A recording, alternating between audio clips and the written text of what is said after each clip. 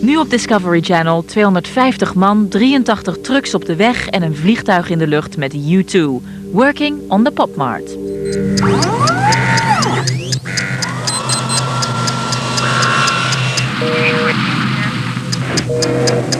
Ignition.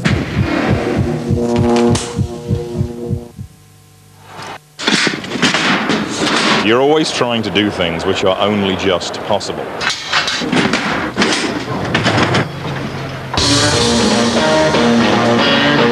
$265 people, 300 and 400 tons of steel, 3 sets of staging, 96 containers worth of equipment, $1 million, 6 channels of DVE, total of 83 trucks, 3,750,000 watts. So we're like an army, we just conquer from town to town. It's been called the greatest show on earth. Over the next year, U2 are playing to an average audience of 50,000 people, an average of 3 times a week in stadiums all around the world. We will not have a day off. We average 16 hours a day, back to back to back to back. We start on show day at 10 o'clock in the morning. You may not finish till 5 the next morning or 6 the next morning. It's bloody hard work at the end of the day. That takes tremendous dedication, and it also takes a certain individual to be able to have the stamina.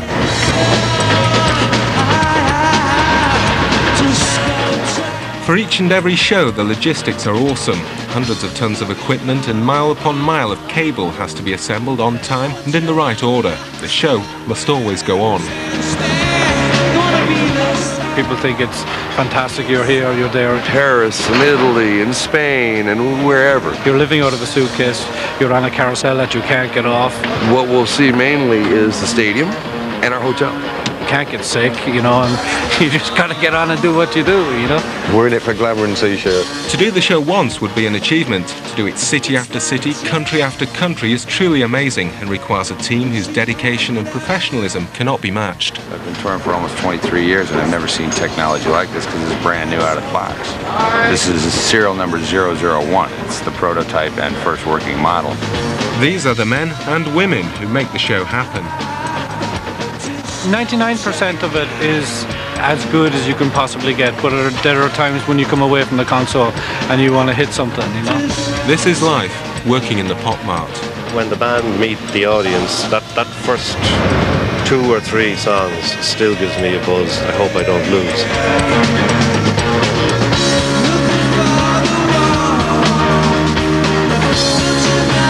This isn't a TV show, this isn't a movie, this is live. And if you screw it up, you're going to screw it up in front of thousands of people.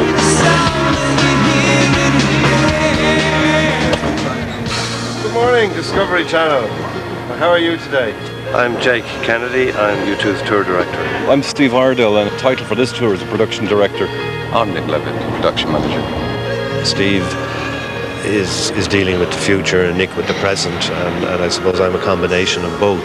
I was very involved in putting the crew together and working out the logistics of this earlier on, and on a day-to-day basis I leave that in Nick's hands. But I've been off to look at other venues around the world since this tour started. I've been to Mexico, I've been to South Africa, I've been to Thessaloniki, I've been to Sarajevo quite a few times, and it's just looking at the suitability and the feasibility of doing territories like that. My job is the day-to-day logistics of taking this show, putting it in and taking it out.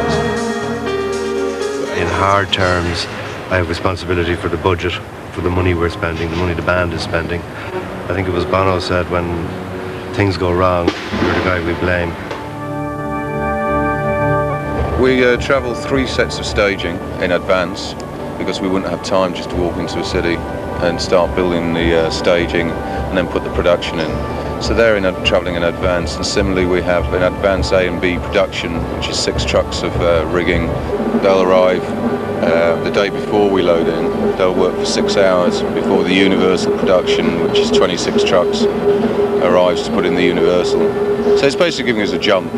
If we all arrive together with 32 trucks, it'd be mayhem. 48 hours on the road with U2 from Gothenburg to Copenhagen.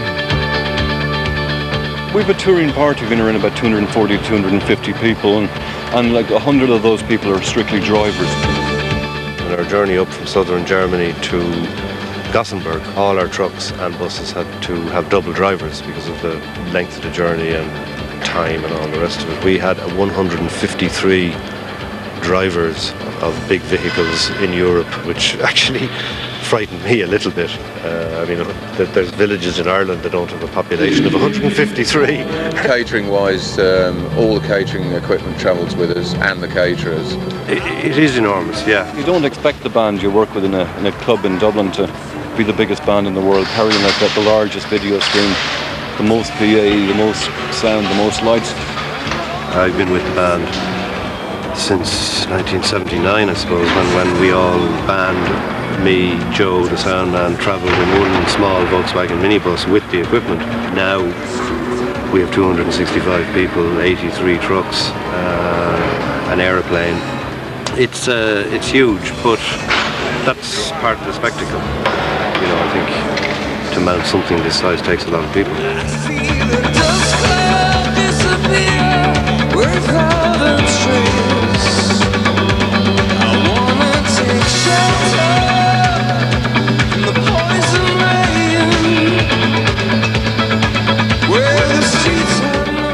The touring party of 250 plus crew is divided into departments. As well as the drivers, there are riggers, carpenters, electricians and specialists dedicated to lighting, to sound and to operating the video screen, to security and catering. In addition, each show requires the services of 250 local crew, distinguishable by their coloured t-shirts. They're employed just for the day to help load and unload the equipment. While the result is spectacular, inevitably the costs are phenomenal.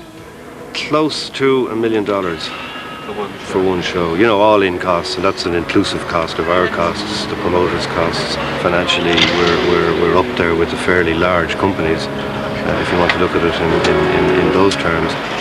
It's a calendar year at the moment, April 97 to April 98, which is a tall order. We have 100 plus shows to do in that time, and when you consider that to mount each show takes 2.5 to 3 days for the Universal production, a total of 5 days for the whole operation. The mathematics get pretty tight. It's a moving factory, it's a moving village, it's a moving town, it's all those things. I was in Sarajevo and I talked to the military and whatnot, and they were quite astounded that there's an organisation in the world can do the same sort of logistical moves that they do. And we talked to people who work in ferry ports, and they were sort of saying, like, how many containers you got? And we say like 40 per system, and they're saying, oh yeah, we'll do the deliveries for that over 4 days. And I'm saying, no, I want the deliveries for that over 2 hours. And we can empty like 40 containers in 4 hours. There's so much going on in the construction of the show that you can never see it. Like, if you look behind us now, all the lines are very clean. If you see the arch and the video support, like, you can see the towers that come up through the stage. The whole system of towers is interlocked from ground level to a metre up in steel RSJs. They're like 11.5 metres long, weighing about 2.5 tonnes apiece. And they all connect to water tanks, which are carrying 2 tonnes of water per tank. And we have 12 of those, which in turn are locked into concrete blocks, which are 2 tonne. So we've about 80 odd tonnes of ballast alone underneath the stage, just reinforcing the entire structure to give it its structural integrity. Why do we do this? It's because we're entertainers, and when the entertainer meets the audience, that's what makes sense out of the whole thing. I mean, this structure behind me on its own, standing in a field, is probably indefensible and unexplainable. But tonight, when it's darker and when there's 55,000 people in here, and the reason they've come here appears in front of them, because it isn't this, it's the 4 guys in the band. That whack of emotion is still what gives me my jollies, basically.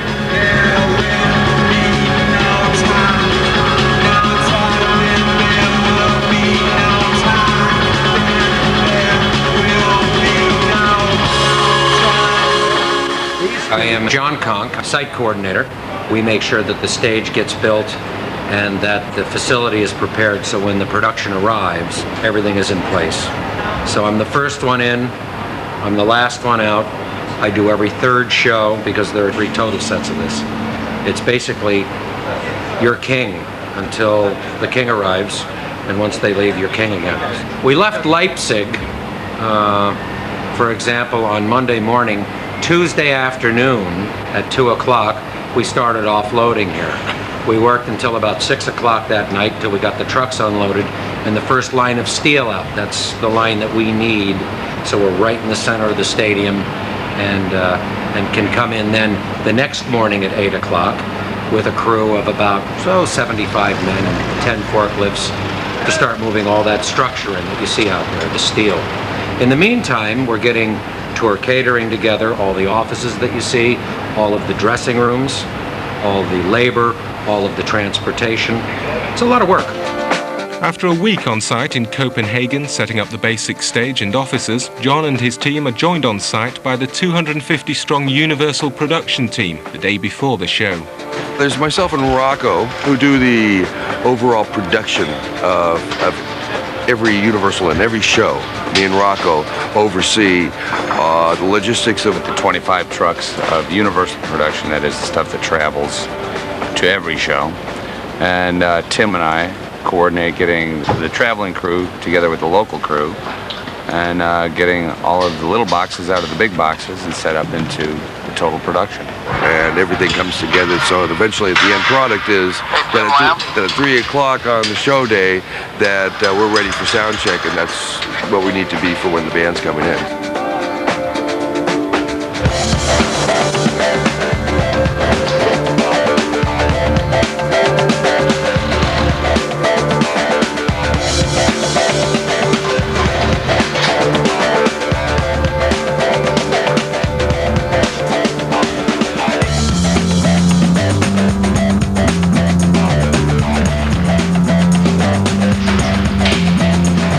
Production comes in the day before the show.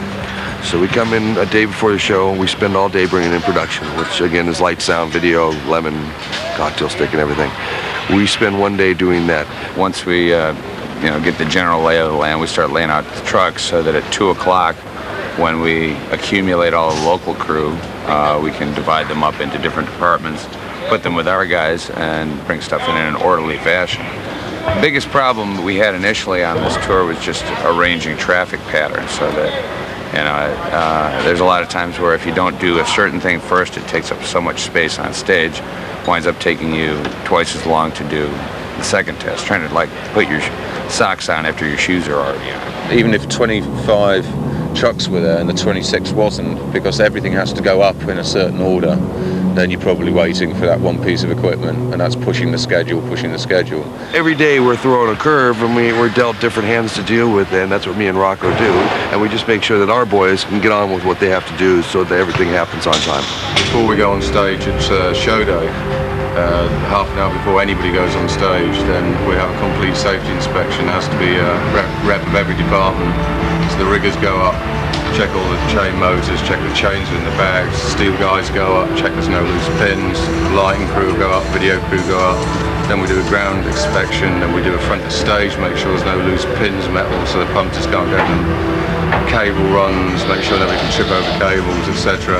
And then it's cleared by the stage managers that you can start work again. And we've been a hard hat site for, ever since we started, which is pretty unique. All our crew, and we insist that the local crew all go hard hat from the minute they're all gone. No matter how good you are at your job, there is human error, and you can't account for the locals that go up and help us. Just carrying lighters or carrying a spanner, slip it in the pocket instead of tying it on the belt. So that's worked really well. It can be complicated if you think it's complicated, but for us, it's all. We do it every single day, so we've been together and doing this so long that we're a machine, and we just come in and we knock it out and do the show, and we move on. We're like an army. We just conquer from town to town.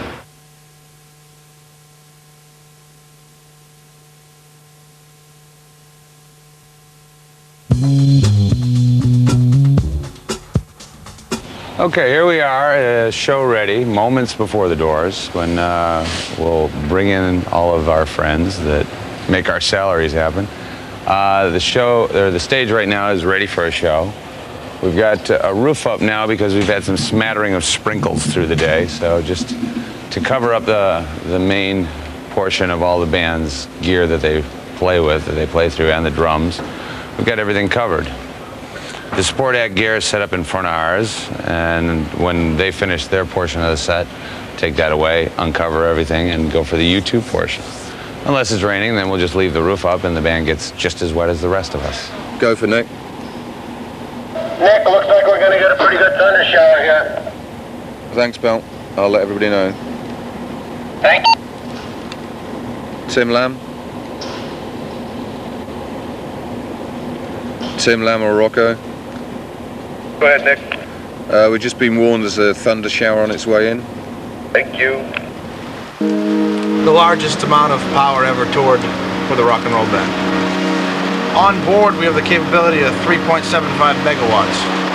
Wattage is going to be 3,750,000 watts. A light bulb uses 40 watts, or your stereo is about 80 watts, and things of that sort, so it's quite a bit. It would be the equivalent of about powering 1,500 homes. The show will be fine. I mean, it makes it more awkward, and obviously for the audience, it's dreadful. They have to sit there with umbrellas. All the guitars are wireless. It looks dangerous, but it's really not, because there's no physical contact between the band members and the electronics. Then there's no chance of getting electrocuted. I reckon this will pass, but for a loadout point of view, it slows the whole process down. I mean, obviously it gets way more dangerous, you know, just the surface of everything. And if you come completely soaked and wet and miserable in any circumstance, you don't work as well, as you well know. Just the manoeuvring equipment around gets slippery, the flight cases get slippery. I'm getting slippery. It's just 6 hours before the show, but for the U2 crew, the rain is no problem.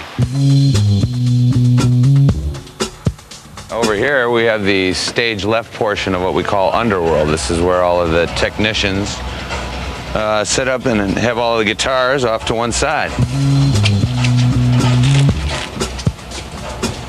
Bono's tech Fraser works from here, and from here he can see what's going on stage, still protecting all of the delicate electronics and keeping all the guitars dry till it's time to play.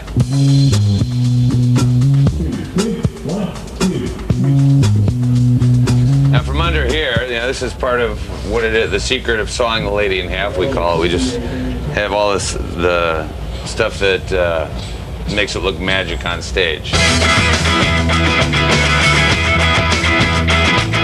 All things with U2 come out of just think tanks and just talking to the band. And we spent about 6 months at the beginning of last year just deciding what we were going to do this time around.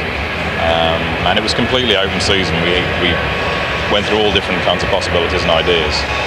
And about midway through the year started to focus in on what we were going to do. And also because by that time the music was starting to come together.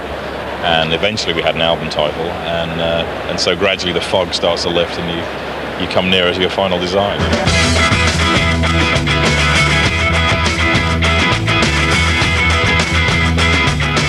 Well, it starts off, there's sort of an inverse ratio between how close to the beginning of the tour you are, because when you start off, it's all ideas and it's all wonderful and you don't have to be remotely practical and you can just sort of, live out your wildest fantasies of everything you've ever wanted to do in a stadium.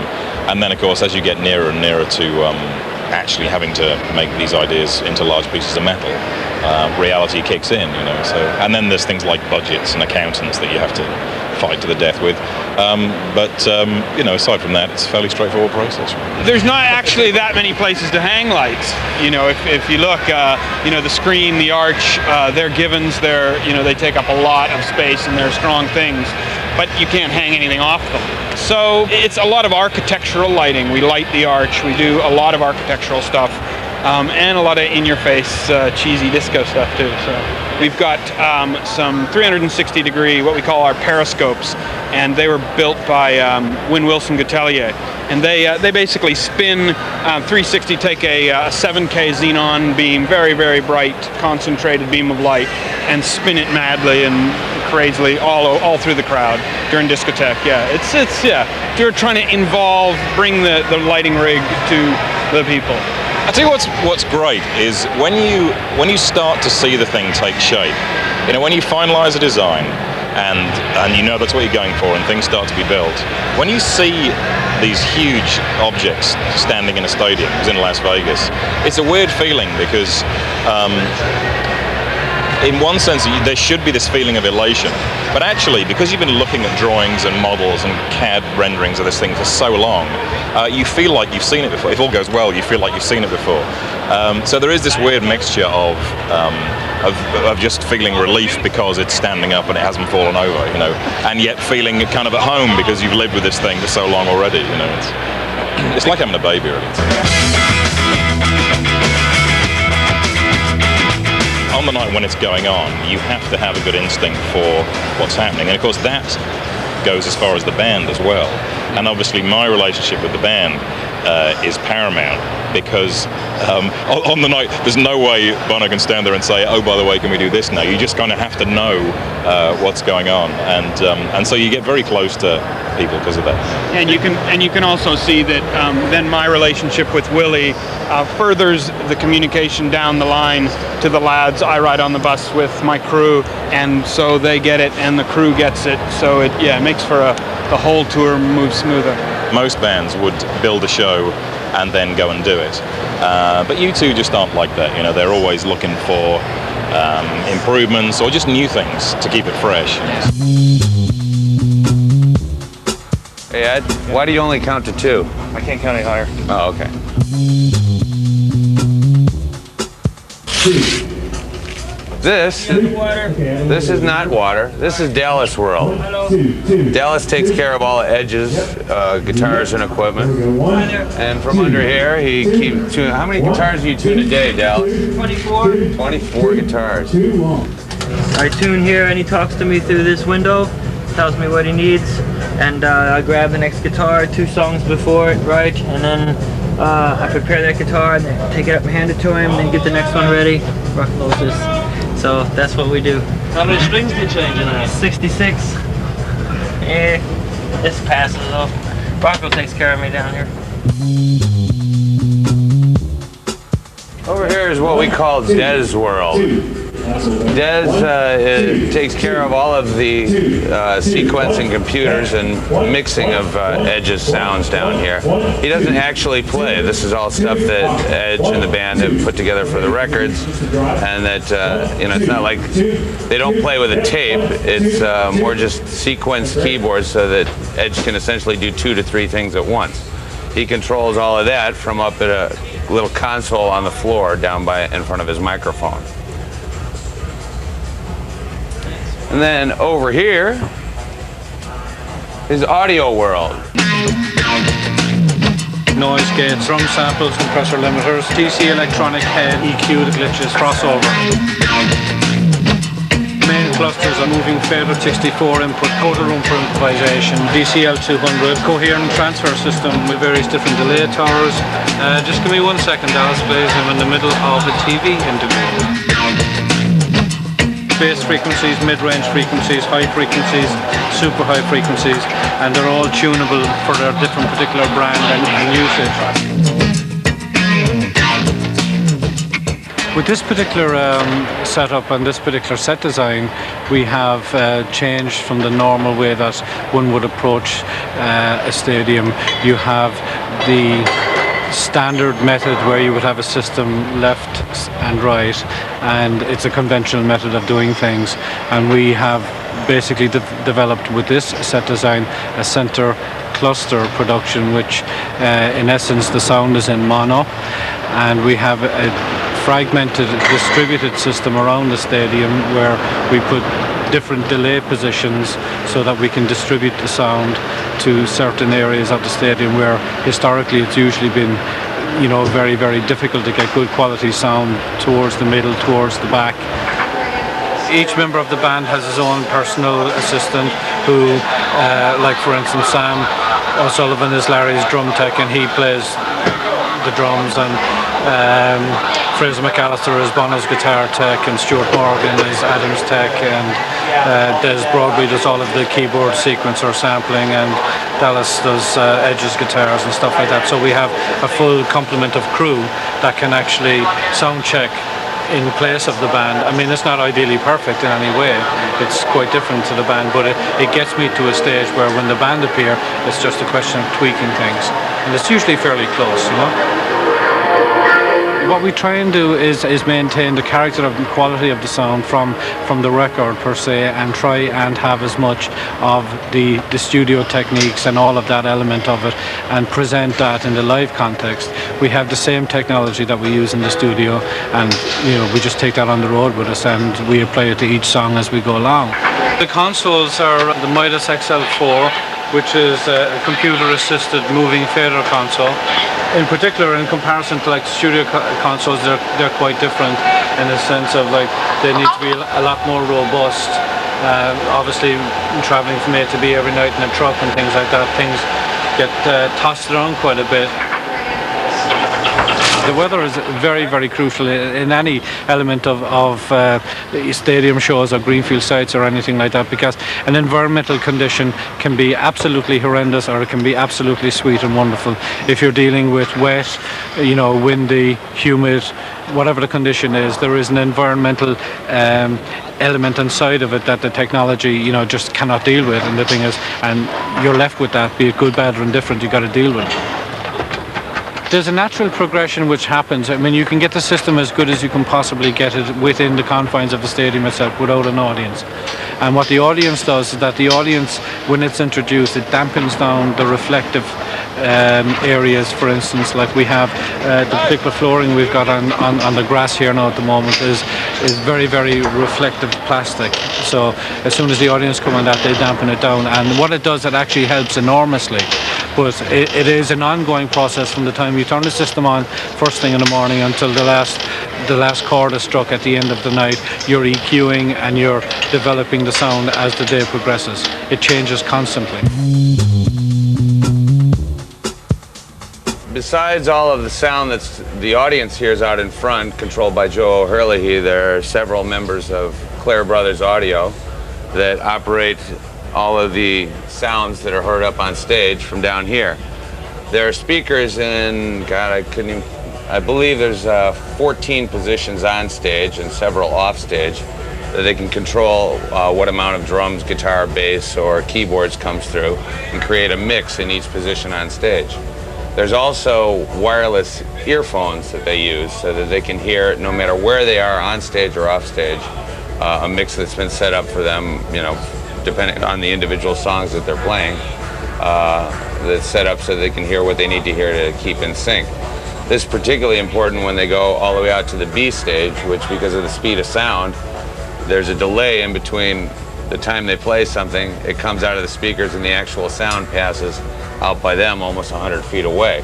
So by using these ear monitors, they can hear instantaneously what they're playing coming through their ears and don't get lost in the delay that occurs, and so it sounds in sync.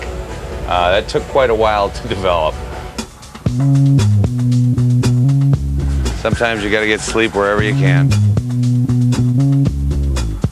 This is the screen, 62 feet high, 172 feet wide, and literally millions of LEDs.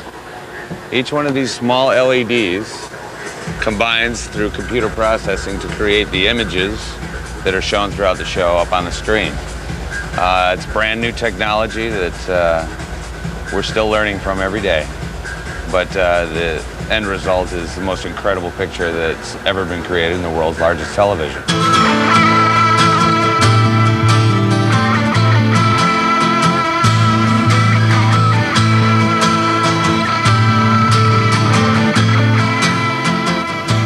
Responsible for is the video for the show, and the job initially was to put together a system and a crew that would be able to do whatever they wanted to do with it and learn how to work with the LEDs and the new screen and the technology, which we did. And then on a nightly basis I switched 6 cameras live, as well as bring in and out playback footage or however we programmed a different song to look. Don't try too hard to think, don't think it out. I'm not the only one staring at the sun. We learned an awful lot on Zoo TV about technology and what we can do, and that pushed a certain level of technology pretty far. And on this, it's pushed new technology further. The LED screen is virtually new, and it was very overwhelming at the beginning of the tour to figure it out, because it's got 176 panels in it, I think, and we saw 4 panels up and working before Las Vegas. And we've had some growing pains with it, as well with any new technology.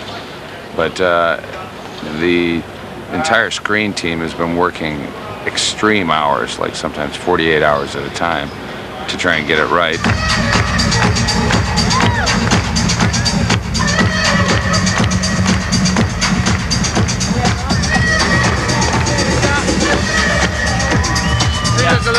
gap here. Yeah. Little gap there. Where the pixel tubes, the electronics in the tubes of the screen are popped out. Yeah. So there's a team of guys continually through the show in their harnesses, dropping down, replacing them as they pop out. We've been going through design changes on the fly, as it were. Just, we'd see a problem we'd have during a particular show and then try and deal with it. It's quite a clever plan in that the entire wall, which is 62 feet high and 172 feet wide, only draws less than 100 amps of current, whereas a wall 10% of this size used to take about 400 amps of current. So it's new technology that is almost the simplest. It's like we've suddenly discovered the wheel here, and everybody's going, why didn't we think of this before? There's 3 inputs to the screen. We used to have 4, we've gone down to 3. And so it's basically split up into thirds. And so if I'm putting a single image across the screen, I'm separating that through 6 channels or 3 channels of DVE, depending on the footage. You can either have the direct input to the screen or make it smaller, bigger, whatever you want. We colorize stuff, we posterize stuff. We can put multiple images up, we can put single images up. It really is what works with the song and what works in the show. And we try and build, the same time that the music's building, we try and visually build and kind of flow with the lights and flow with what's happening on stage.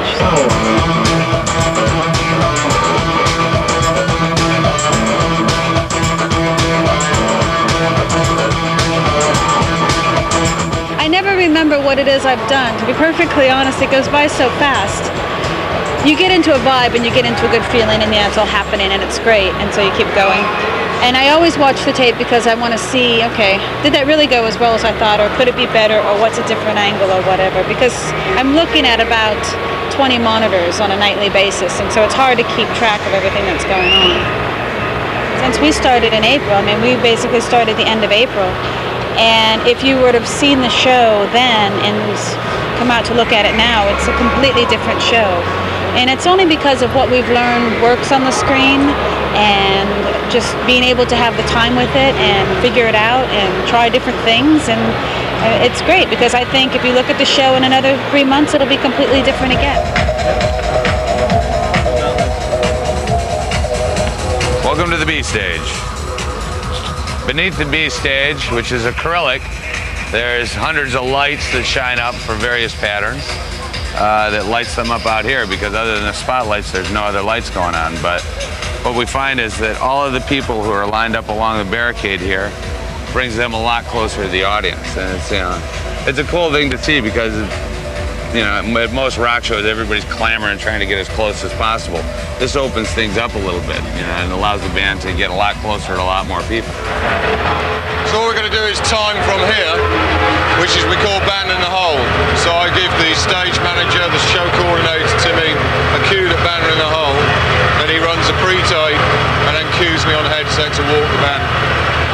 And then into show mode during the evening.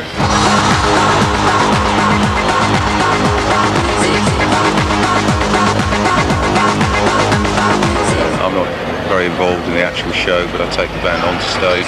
This whole area here is swept clean. Jerry takes care of that. We know people in this area at all. Stops here, stops at the barricade line. Walk the band straight through.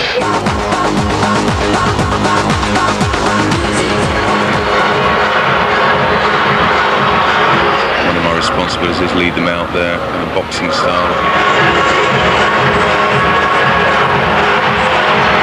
So in front of us all this time will be a camera, just like your camera, right in front, walking backwards, projected up onto the screen. Always going to have a chat before I take the band out that we're secure and the barricade's clear. That's the B stage here, the band make their entry.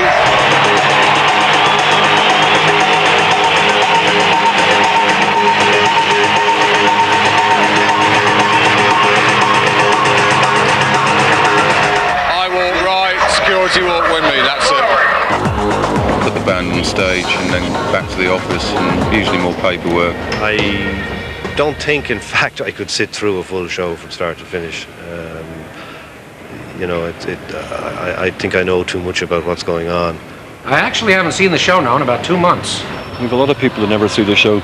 We have people who were in video engineering on the last tour that were under the stage that never saw a show, but they were the people responsible for making all the images and everything happen. And it's unfortunate. We've the guys that work with the band. They've never seen a show from out front, so they've no concept of what the full production looks like. But they're very important to what happens every day.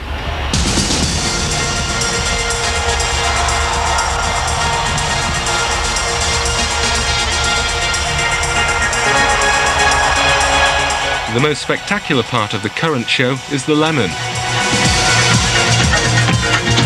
So the band at the moment are just getting inside the Lemon. The Lemon. Oh, you can't ask that. This is dangerous being in a rock and roll band because, you know, when you have an idea like, you know, wanting a 40-foot Lemon, somebody goes off and builds it for you. The Lemon came from conversations with Bono mainly, who was keen to do, he wanted to do a Mirrorball, because, you know, single discotheque and everything, it seemed to be a thing to do. And you sort of have to have a Mirrorball so that you know that you're at a show, you know. But for me, you have to take it one step further because, you know, a Mirrorball's still a fantastic thing, but it is just a Mirrorball. So, like last time around, we had a Mirrorball car, which was really fun, you know. And because the Lemon is a U2 item, I figured that a Mirrorball Lemon, you know, it was time. Part of what's going on in the band's mind at the moment, and part of the creative drive of this, is them saying at this time in their career that they're rock stars. We are rock stars. You know, it is absolutely daft to be a rock star. For rock stars to travel in that Lemon and appear from that Lemon and sing from that Lemon is really a tongue-in-cheek acknowledgement of how silly this is.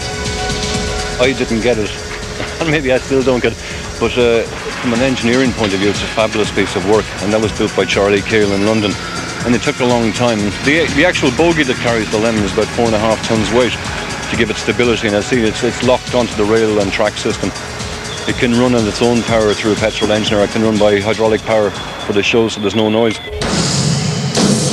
The Lemon has the same area as a racing yacht, so that had to be taken into account as well, because when you open the Lemon, the last thing you wanted to do is to blow over on top of the audience. And we have our paymasters in there as well, so it had to be looked at very seriously.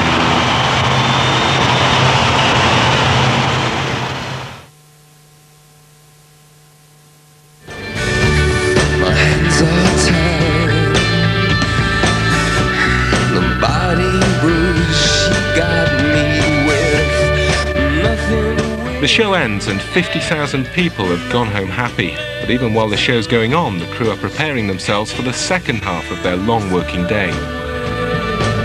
And you give, and you give, and you give yourself away. So all the local crew that we use for the load out and the load in, it's about 220 in total we'll use from the start of the load out through to the end of the steel coming out.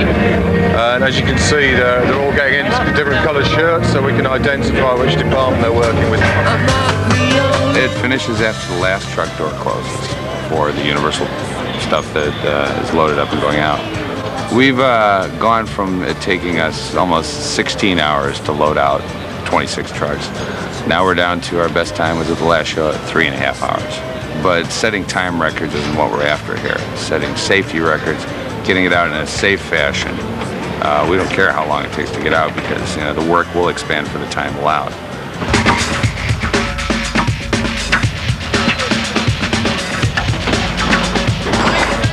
As soon as the band have left the stage, the loadout begins. Workers swarm over the equipment like bees in a hive. For Nick, it's time for one last tour of the stadium.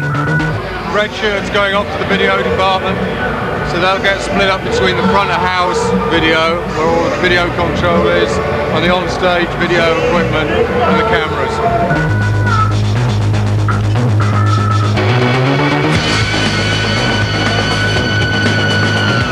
This barricade system here is it's called a Mojo barrier, and it was the first freestanding barricade system, not ours in particular, but the company that made it. It just enables you to have no bracing coming backwards out of it. So you've got a foot plate out the front of it, which the people actually stand on when they're up against it, so it makes it impossible for it to move because of their own weight. And then you have the small steps which the security can get up on to bring the punters back over if they're injured.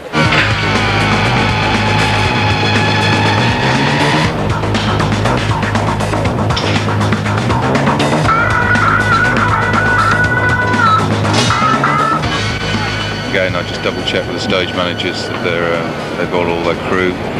You know, a few occasions we're short of crew, and I see whether we can get other people in, local security, bribe them to come in to make numbers up. Pack up the office, load it into a truck, load the wardrobe and everybody else's office gear into the truck, and that's me pretty much finished for the night. Normally by the time I've finished there's probably about another 45 minutes, maximum an hour before the Universal loadout's ended.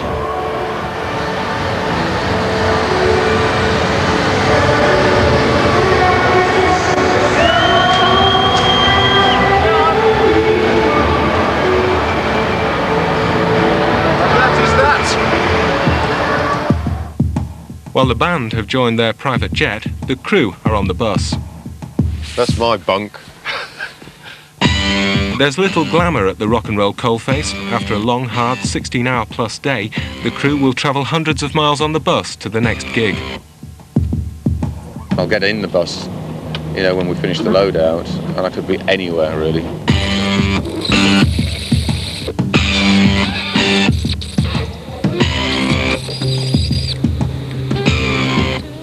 Sex and drugs and rock and roll, not for this crew. From Gothenburg to Copenhagen, from Germany to Poland, from Europe to America, the tour rarely ever stops. Yeah, it's a pain in the arse, isn't it? Just walking straight in a venue, walking straight out. It's not travelling, that's for sure. I'm probably away 11 months a year. Now that the South American markets and the Asian markets have really started to open up, it's always summer somewhere, and there's always a show somewhere, and I'm lucky that I get out on these things. We'll see some like a 2-week break after this leg here before we start America, and we'll probably see about 4 weeks around Christmas time, and that's necessary, just like the transit equipment to South America.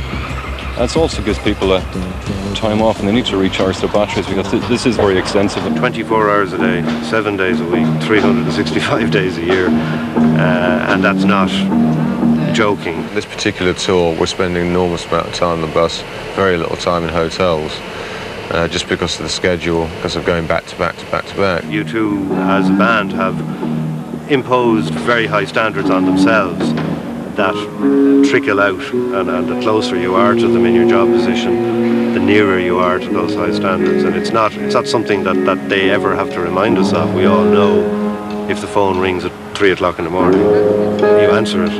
You really resent after a while not having your privacy.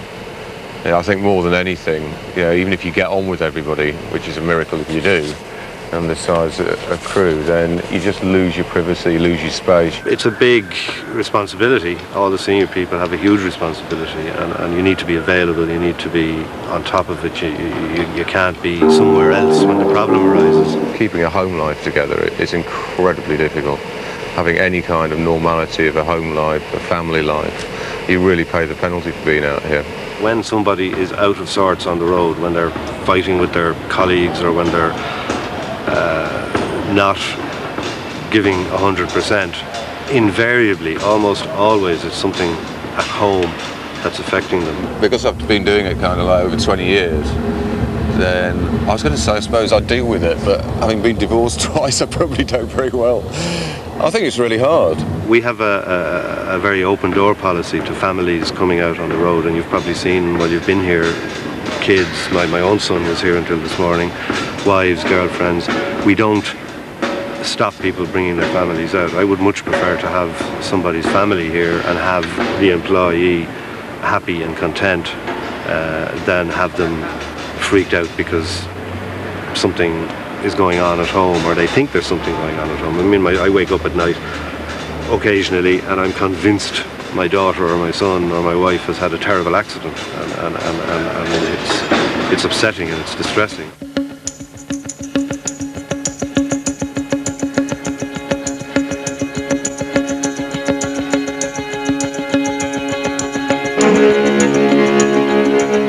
Everyone is saying this is the last big stadium tour, blah, blah, blah. But we'll see, you know, I mean, we'll see what happens. There's no point in trying to second guess the future, but I can't see any reason why this couldn't go on indefinitely.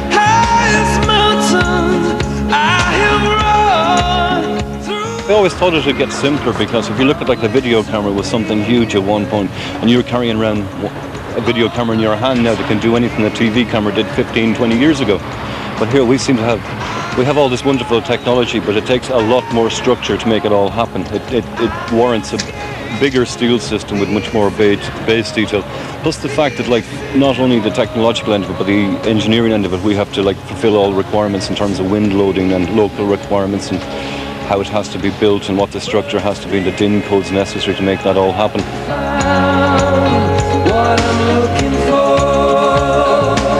The technology is changing so quickly. I mean, there are around us sound experiments with little cards that members of the audience will have in their pocket and earphones in their ears, so that there's a perfect sound delivered to each seat, which theoretically will do away with big orange balls like this. The lighting world has changed. We were joking last night about how little focusing lighting crew have to do anymore. They take it out of the truck, they hang it up, they press a button on a front of house desk, and everything goes zzz, and it's focused. The screen technology we have here behind us, while it's huge and at the moment labour intensive because it's new and because we've invented it and created it,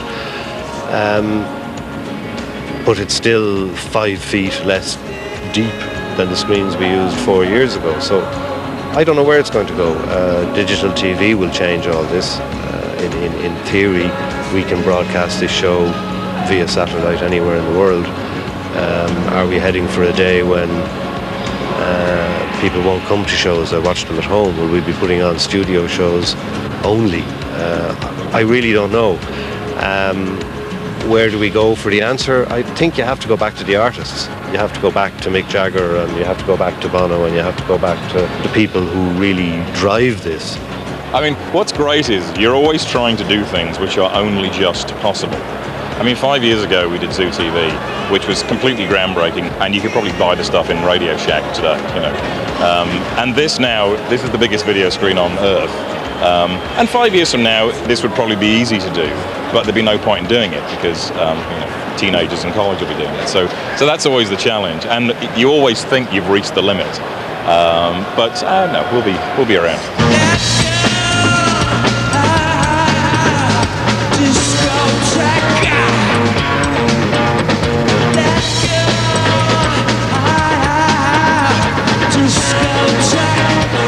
Now we load all the small boxes into the big boxes and drive them to the next place.